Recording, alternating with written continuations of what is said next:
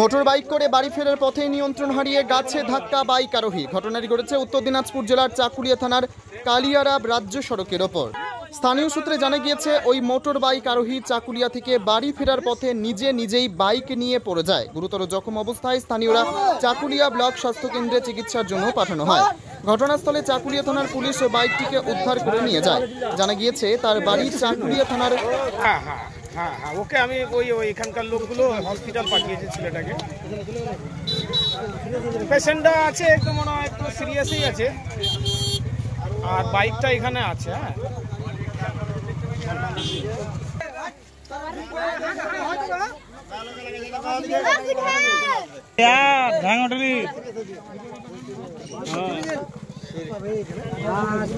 হাসপাতালে পেটে রে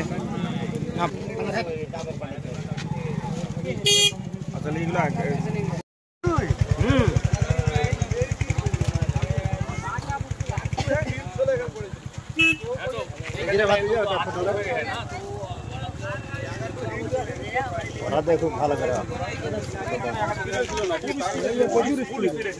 তার জন্য